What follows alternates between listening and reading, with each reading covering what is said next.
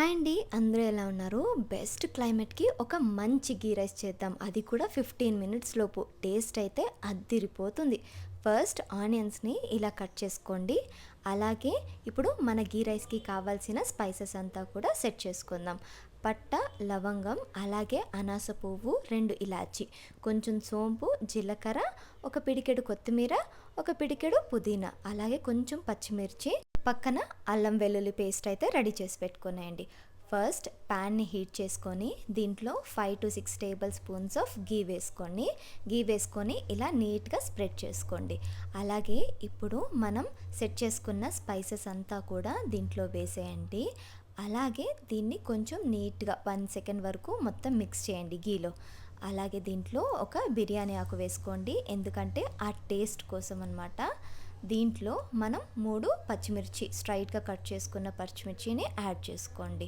దాని తర్వాత దీంట్లో ఇప్పుడు ఆనియన్స్ వేసుకుందాం.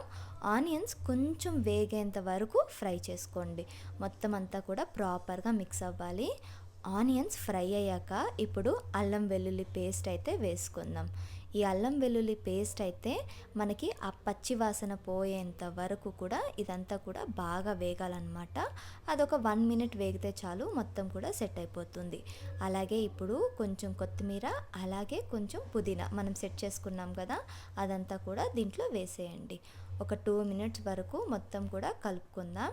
ఒక 2 సెకండ్స్ ఇదంతా కూడా బాగా వేగాక దీంట్లో ఇప్పుడు ఉప్పు వేసుకోండి. అలాగే ఉప్పు తగినంత వేసుకున్న తర్వాత మనం రైస్కి తగినంత వాటర్ అయితే ఎత్తి పెట్టుకొని ఉంటాం కదా, ఇప్పుడు ఒక గ్లాస్కి అయితే 2.5 గ్లాస్ వాటర్ లెక్కన నేను వేసుకుంటున్నా. సో రైస్ అయితే నేను 1.5 గ్లాస్ తీసుకుంటున్నా. సో అందుకనేసి నేను ఆల్మోస్ట్ 4 గ్లాసెస్ ఆఫ్ వాటర్ అయితే వేసుకుంటున్నాను. సో 4 గ్లాసెస్ ఆఫ్ వాటర్ వేసుకొని ఇప్పుడు నేను దీన్ని ప్లేట్ అయితే మూసి పెట్టేస్తాను. ఈ ప్లేట్ మూసాక ఇదంతా బాగా మిక్స్ చేసుకొని మూసేయండి. సో ప్లేట్ అంతా మూసాక కూడా దాన్ని ఎక్కడ కూడా ఓపెన్ చేయొద్దండి, అదంతా బాగా ఉడకాలి. ఒక 3 to 4 మినిట్స్ మనం ప్లేట్ ఓపెన్ చేసి చూస్తే అదంతా బాగా ఉడుకుతూ ఉంటుంది.